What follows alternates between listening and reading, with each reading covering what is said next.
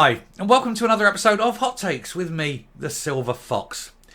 The Scottish education system used to be the envy of the world, but after nearly 17 years of SNP misrule, it is now a shadow of its former self. But make no bones about it, this isn't accidental. This is deliberate SNP policy. The last thing they want is an educated population. For an educated population is capable of asking some pretty awkward questions. And they don't want that. They want compliance. They want obedience. They don't want resistance.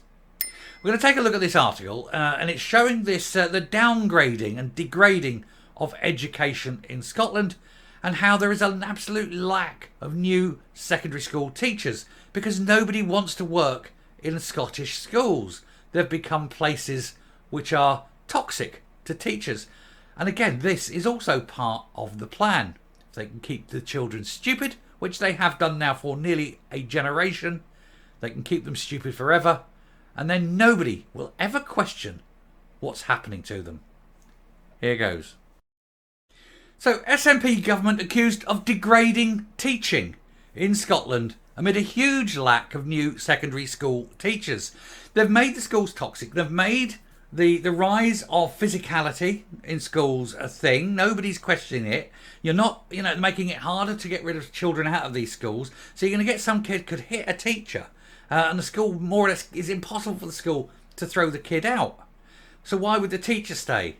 Then all of a sudden they're moaning there isn't enough people in teaching. Well, I'm afraid you have to make a choice, and they've made a choice.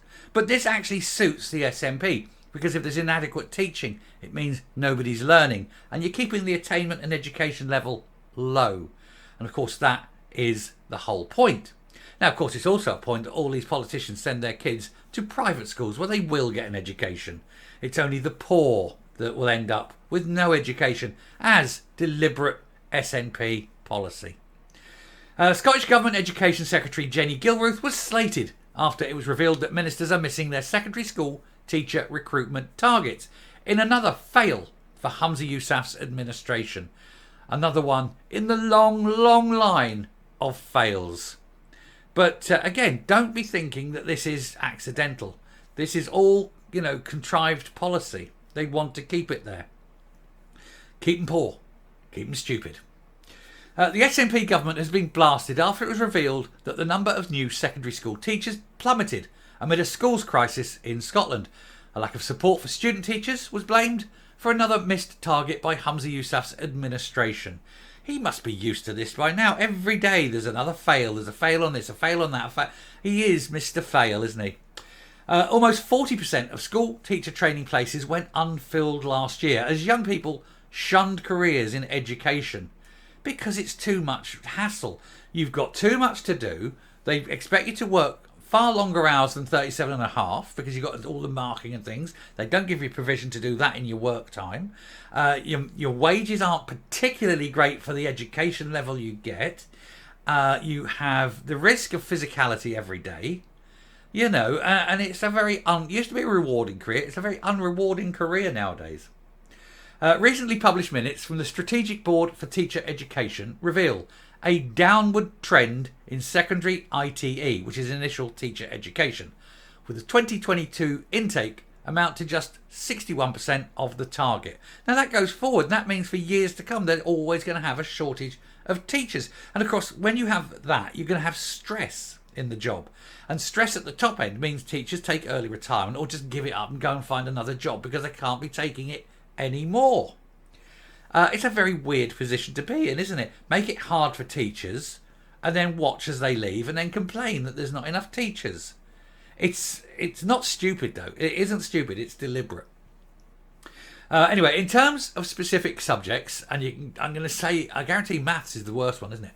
In terms of specific subjects, the figures for modern languages were down on previous years, while there are also over 300 fewer maths and 300 fewer English trainee educators compared with 2008, and 178 fewer computer science teachers. The SNP, you always knew it would be bad with maths. The SNP executive were accused of abandoning rural communities after they admitted that recruitment is particularly challenging in remote and rural areas. Now, the thing about maths is, to be a good maths teacher, you actually have to understand maths to quite a good level. Now, I've got sort of degree level maths, and I'd struggle to teach. Well, probably do O level, show me age there, GCSE as they call it. I certainly couldn't teach A level maths. It's been too long for that. I could probably get by if I sat there one page ahead of the kids, as it were. One chapter. If I read the chapter the night before and then taught it the next day, kind of thing. I could probably do a GCE maths. I wouldn't. Too much like hard work teaching kids, but maths is hard. And so if you're not getting the kids learning maths at school, you're not going to have enough maths teachers later on. And anyone who does learn sufficient amount of maths, chances are they're not going to be teachers anyway. There's a million other things that they're going to do for a lot more money.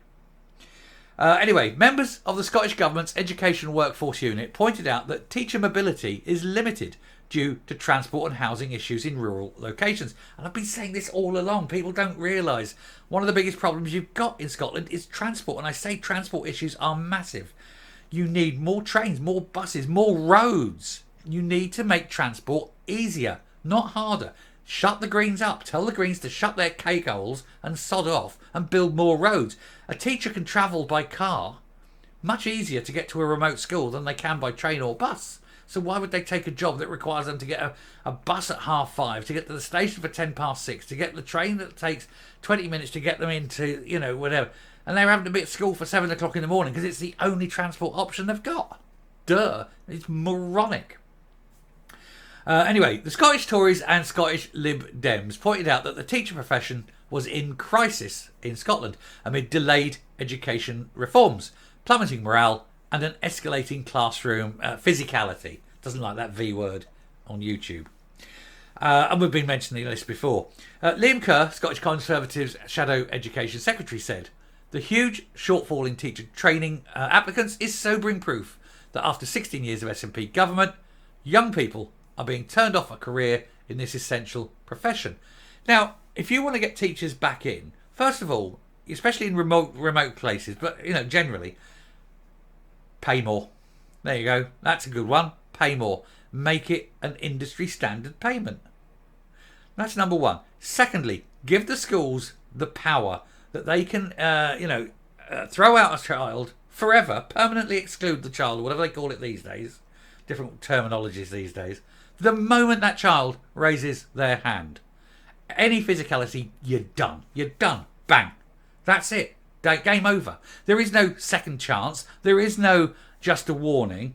The moment you are physical, you're done. You're out. Find another school. And that's it. And once they start doing that a few times, the message gets about and it ends the problem. Anyway, he went on to say, sadly, people considering entering what should be a rewarding career see 5,000 teachers are stuck on temporary contracts and a profession that is overstretched, under-resourced and facing a surge in classroom physicality. Against that backdrop, it's hardly surprising the number of student applicants has fallen. As with so many of the failings of the SNP Green government, it's Scotland's rural communities that suffer most, as the government's years of underinvestment in decent transport links and housing come home to roost. And I've said it all along. Transport. You've got to move people. And then the other thing, of course, is that unless you make it attractive to people, even people who want to be teachers aren't going to be teachers in Scotland. Because again, they can go, look at me, there's me. Let's say I'm a maths teacher, and I've got my degree in maths, and I've got my teacher education certificate. I'm good to go, and so I will go south, and I'll go south where I pay less tax for the same job. Anyway, a responsible government would speak to teachers, students, and those who might have considered a career or even a career change into teaching and find out precisely why this decline was happening, and immediately seek to address the issues which are putting people off. If I was to be a teacher, I'll tell you now, if I was to be a teacher, it'd be junior school. No more than that. I could handle that. Give me the boy until he's 7, I'll give you the man kind of thing. But, up till 11. After that, become gobshites. I can't be putting up with it, Young kids are great fun. Older kids, they test you, don't they? I speak as a father here. They sort of disappear when they're about 12 and come out bastards for years. Then they come back in their mid-20s and they're almost human, Anyway, Scottish Lib Dem education spokesperson Willie Rennie said that the government was degrading the teaching profession, as just 1,506 students applied for secondary teaching qualifications against a Scottish Government target of 2,336. These are brutal figures, he said, which expose a short-sighted Scottish Government. And there is nothing to do. It is absolutely, it's a terrible occupation nowadays because of all the other problems. It's not the teaching. The teaching is fine. First of all, it's the pupils. There's no disciplining them anymore. You get that lack of discipline, you ain't going to do it. Secondly, you got to look at the money. And thirdly, the transport, especially for the rural ones. Who wants to do it? Who wants that? Who needs the hassle? Go into business. Earn more. It's fantastic. Anyway, I shall stop there and come up. Now, I didn't say it in the main piece there, but for those kids that get excluded, I thought, you know what you need in this country? It's something where you put fear back into children. Because that's the trouble. The children don't have fear anymore. And I would suggest you have a military school. A school ran by soldiers, by the military. And where they are every morning woken, brought into school. They have to go into school, whatever. And every morning it's a run. And it's a hard run. It's a 5-mile cross-country run every morning. Get the energy out of them before making them run the lesson, and things like that. Teach them and have soldiers teaching them, people who are very used to dealing with recalcitrant yoiks that come through the gates and stand there on day one of their military career thinking they know it all. And let me tell you, I was that soldier. And boy did I run.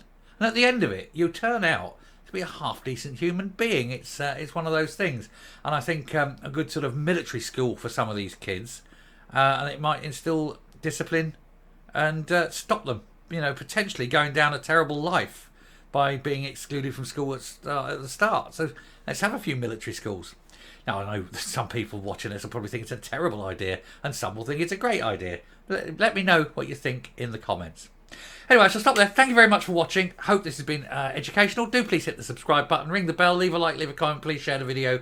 And until next time, stay safe, stay well, and I will talk to you later. Bye.